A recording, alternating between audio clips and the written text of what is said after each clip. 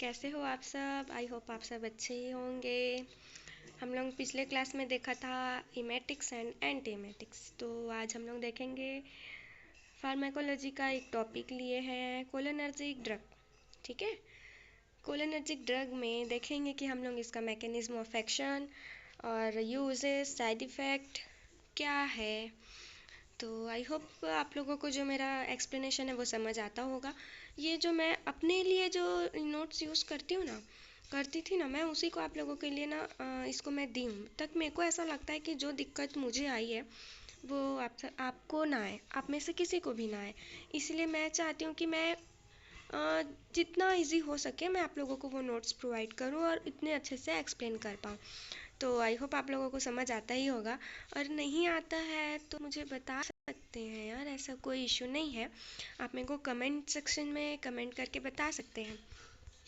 So please मेरे channel को support करना, सब्सक्राइब करना, लाइक करना, शेयर करना।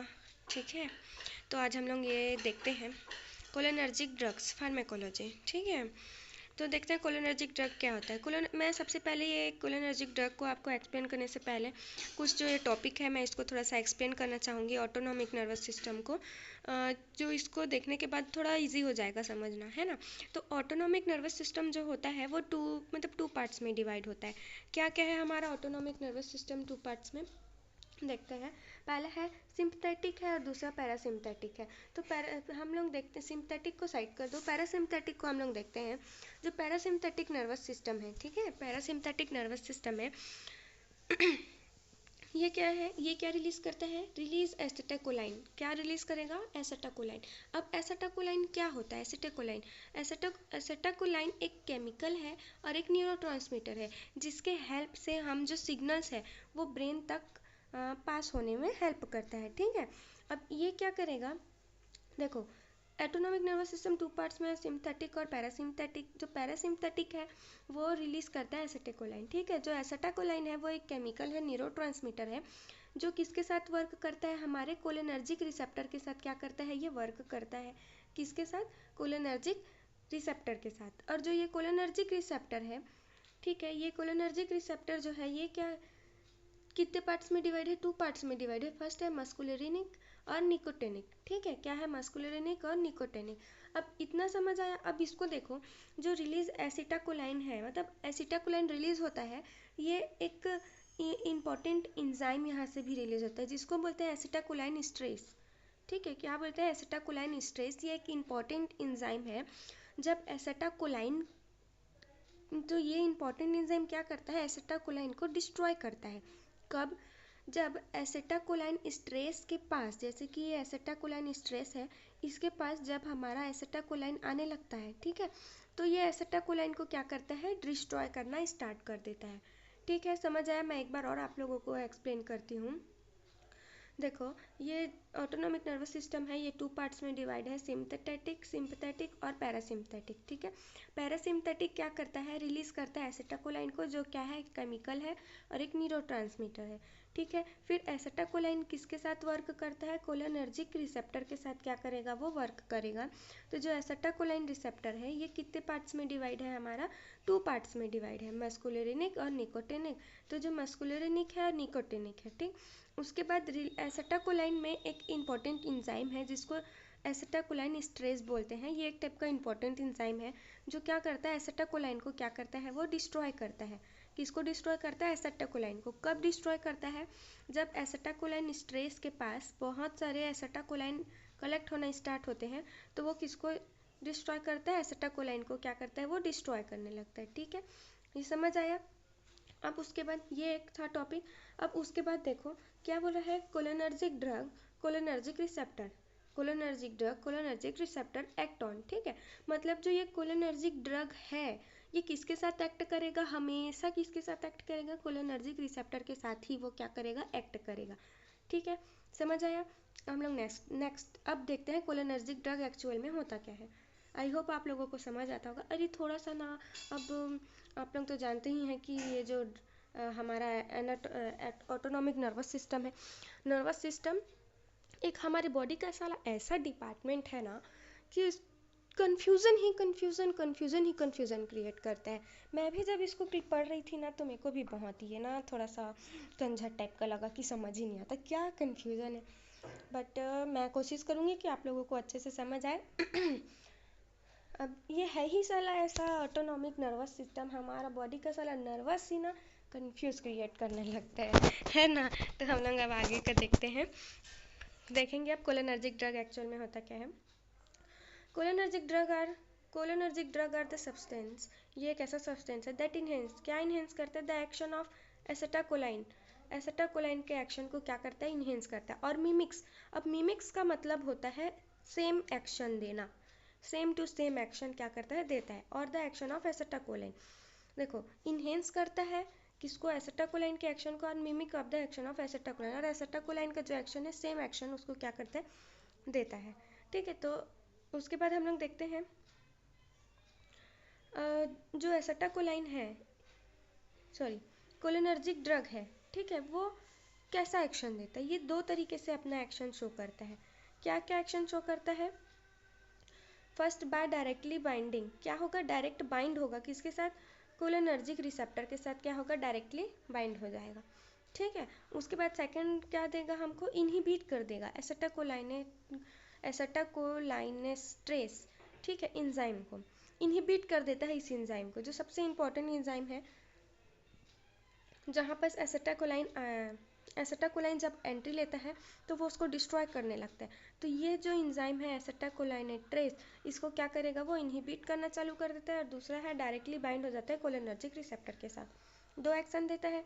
अब उसके बाद देखते हैं, और जब ये एक्शन देता है क्या कि इनहिबिट करता है एसेटाकोलाइनेस्ट्रेस को, इंजाइम को, तो क्या कॉज करता है, ये एसेटाकोलाइन ड्रग एक्शन आर इंक्रीज। ठीक है, क्या हो जाएगा, जो एसेटाकोलाइन का जो एक्शन होता है वो क्या हो जाता है, इंक्रीज हो जाता है। ठीक, जब वो इनहिबिट करता है एसेटाकोलाइन स्ट्रेस को। ठीक है, नेक्स्ट टॉपिक है, नेक्स्ट है हमारा ड्रग क्लासिफिकेशन। जो कोलिनर्जिक ड्रग है उसका क्लासिफिकेशन देखते हैं। फर्स्ट डायरेक्टली और इनडायरेक्टली है। तो डायरेक्टली में क्या आता है, एसेटाकोलाइन, मिथाकोलाइन, कार्बाकोल, बेथनेकोल, ठीक है, और पिलोकार्पिन। क्या क्या है, एसिटाकोलाइन डायरेक्ट एक्शन क्या एक्टिंग क्या क्या है, एसिटाकोलाइन, मेथाकोलाइन, कार्बाकोल, बेथनाकोल और पिलोकार्पिन। ठीक है, अब इनडायरेक्ट एक्शन में टू टाइप है, क्या क्या है, रिवर्सिबल और इरिवर्सिबल। तो रिवर्सिबल में रिवास्टिगमेन, नियोस्टिगमेन, साइकोस्टिगमेन और पैरिडोस्टिगमेन, और एक क्या है, ग्लेंटामाइन। ठीक है, और उसके बाद इरिवर्सिबल में क्या है, ऑर्गेनोफॉस्फेरस कंपाउंड है। ठीक, ये इसका क्लासिफिकेशन हुआ। अब हम लोग आगे देखेंगे फार्माकोलॉजिकल एक्शन। तो कोलिनर्जिक रिसेप्टर में फार्माकोलॉजिक रिएक्शन देखेंगे, एक्शन देखेंगे। हमने पहले देखा था कि कोलिनर्जिक जो ड्रग है वो कोलिनर्जिक रिसेप्टर के साथ ही वर्क करता है। तो एज अ सेम, तो कोलिनर्जिक रिसेप्टर क्या क्या है देखते हैं, टू टाइप्स के होते हैं, मस्कुलिनिक होगा एक और निकोटिनिक होगा। तो ये मस्कुलिनिक रिसेप्टर जब एक्ट करेगा तो मस्कुलिनिक एक्शन दिखाएगा, मसल्स में एक्शन दिखाएगा। और जब निकोटिनिक रिसेप्टर निकोटिनिक एक्शन देगा, ठीक है, तो ये किस में, हमारे नर्वस सिस्टम में एक्शन देगा। ठीक है, मस्कुलिनिक एक्शन मतलब मसल्स में एक्शन करेगा, निकोटिनिक मतलब वो न्यूरॉन्स में, हमारे सीएनएस में इफेक्ट करेगा। ठीक है, एक्शन देगा। अब देखते हैं मस्कुलिनिक action. मस्कुलिनिक action, it contract almost smooth muscles. ये मस्कुलिनिक एक्शन जो होता है वो ऑलमोस्ट स्मूथ मसल्स में या फिर मसल्स में ही वो क्या करेगा, मसल्स को कॉन्ट्रैक्ट करेगा और उसी में मसल्स में ही एक्शन शो करेगा। क्या लिखा है, the action result from stimulate the muscarinic receptor by acetylcholine. क्या बोले, द एक्शन रिजल्ट, ये जो एक्शन है वो क्या रिजल्ट देता है, फ्रॉम स्टिमुलेट, क्या करेगा, स्टिमुलेट करेगा किसको, मस्कुलिनिक रिसेप्टर को। ठीक है, मस्कुलिनिक रिसेप्टर को क्या करेगा, स्टिमुलेट करेगा बाय द एसिटाकोलाइन, एसिटाकोलाइन के हेल्प से मस्कुलिनिक रिसेप्टर को स्टिमुलेट करेगा। ठीक है, तो क्या क्या होगा देखते हैं, इसमें क्या क्या दिखेगा। जैसे कि हार्ट में एक्शन शो होगा तो क्या होगा, हार्ट रेट डिक्रीज हो जाएगा, ब्रेडिकार्डिया होगा, मतलब पल्स का रेट क्या आ जाएगा, डाउन हो जाएगा। एवी कंडक्शन डिप्रेस्ड हो जाएगा, एवी कंडक्शन क्या हो जाएगा, कम होने लगेगा, डिप्रेस्ड होने लगेगा। ब्लड वेसल्स में शो करेगा relax vascular smooth muscles. Vascular smooth मतलब जो ब्लड वेसल्स है उसका जो मसल्स होगा, स्मूथ मसल्स होगा, वो क्या हो जाएगा, रिलैक्स होना स्टार्ट हो जाएगा। फिर थर्ड है cholinergic drug produce. GIT tract में, गैस्ट्रोइंटेस्टाइनल ट्रैक में क्या करेगा, cholinergic drug produce of smooth muscles of GIT क्या करेगा, स्टमक में जाके, गैस्ट्रोइंटेस्टाइनल में जाके वो क्या करेगा, स्मूथ मसल्स को क्या करेगा, कॉन्ट्रैक्ट करेगा। ठीक है, उसके बाद इट इंक्रीज पेरिस्टैटिक मूवमेंट। पेरिस्टैटिक मूवमेंट को टोन ऑफ गट्स, जो गट्स का टोन है और पेरिस्टैटिक मूवमेंट को क्या करेगा, वो इंक्रीज करेगा। ऑल्सो इंक्रीज गैस्ट्रिक सिक्रेशन, और गैस्ट्रिक सिक्रेशन को भी वो क्या करेगा, इंक्रीज करेगा। फिर फोर्थ है bronchi, contract of bronchial muscles. Bronchial muscles कहाँ पर, ब्रोंकस में प्रेजेंट होता है, उसके मसल्स को वो कॉन्ट्रैक्ट करेगा जिससे हम लोग को ब्रीथिंग डिफिकल्टी हो सकती है। प्रोड्यूस ब्रोंकोस्पाज्म, ब्रोंकोस्पाज्म होगा। फिर क्या हो जाएगा, यूरिनरी ट्रैक, यूरिनरी ट्रैक में क्या होगा, it contract smooth muscles of urinary track bladder. हमारे यूरिनरी ट्रैक ब्लडर में क्या होता है, स्मूथ मसल्स प्रेजेंट होता है, वहाँ के स्मूथ मसल्स को वो क्या करेगा, कॉन्ट्रैक्ट करेगा, और फ्रीक्वेंसी, यूरिन का फ्रीक्वेंसी को क्या करेगा, बढ़ा देगा। ठीक है, कॉन्ट्रैक्ट होगा तो यूरिन का फ्रीक्वेंसी क्या हो जाएगा, बढ़ा देगा, बार बार यूरिन लगेगा। ठीक, उसके बाद ग्लैंड, जो ग्लैंड में जो सिक्रीशन होगा, क्या क्या सिक्रीशन, जैसे कि सलाइवरी सिक्रीशन, स्वेटिंग, सलाइवरी और लाइक्राइमल मतलब आंसू का सिक्रीशन बढ़ जाएगा, स्लाइवेशन लार का सिक्रीशन बढ़ जाएगा, और स्वेटिंग पसीना बहुत ज़्यादा आने लगेगा। ठीक है, उसके बाद आई क्या है, produce meiosis one on I contract, contract ये है प्यूपिल और आइरिस। ठीक है, प्यूपिल और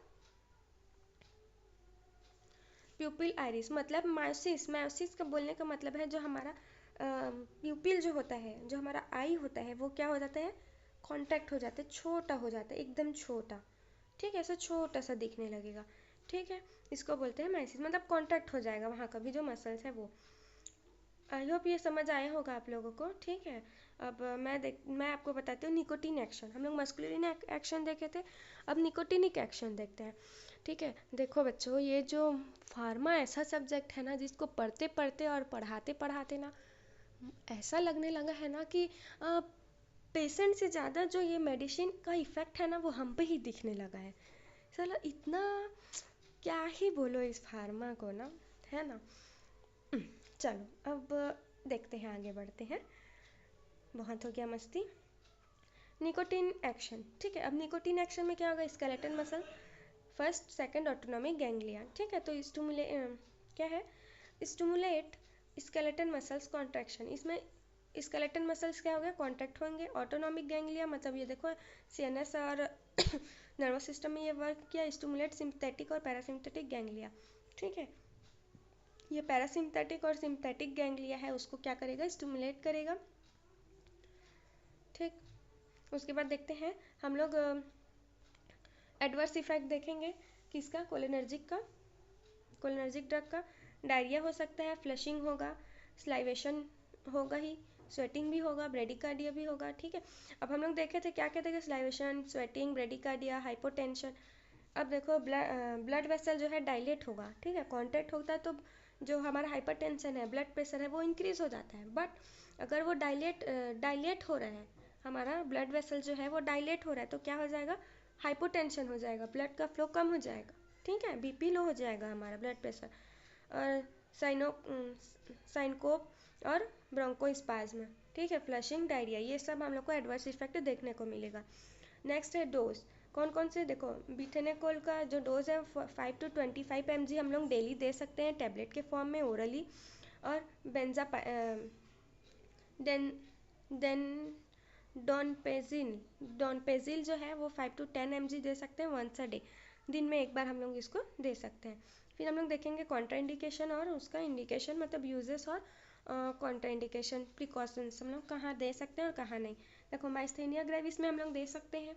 ठीक है, उसके बाद माइस्थेनिया ग्रेविस एक डिजनरेटिव डिसऑर्डर होता है सीएनएस का, नर्वस सिस्टम का, उसको उसमें हम लोग दे सकते हैं। माइस्थेनिया मतलब जो नर्वस सिस्टम, जैसे कि यहाँ देखो नर्वस सिस्टम बना है, उसको मैलिन सीट जो होता है ना, उसका वो डिजनरेटिव डिसऑर्डर होता है। यूरिनरी रिटेंशन में दे सकते हैं, ग्लूकोमा में दे सकते हैं, अल्जाइमर डिजीज़ ये भी एक नर्वस सिस्टम का डिसऑर्डर है जिसमें लॉस ऑफ मेमोरी, मेमोरी क्या होती है, लॉस होना स्टार्ट हो जाती है। गैस्ट्रोइंटेस्टाइनल अगर डिसऑर्डर है तब भी हम लोग इसको दे सकते हैं। अब किस किस कंडीशन में नहीं दे सकते, ब्रेडिकार्डिया, पल्स रेट अगर कम हो गया है, हाइपोटेंशन, ब्लड प्रेशर कम हो गया है,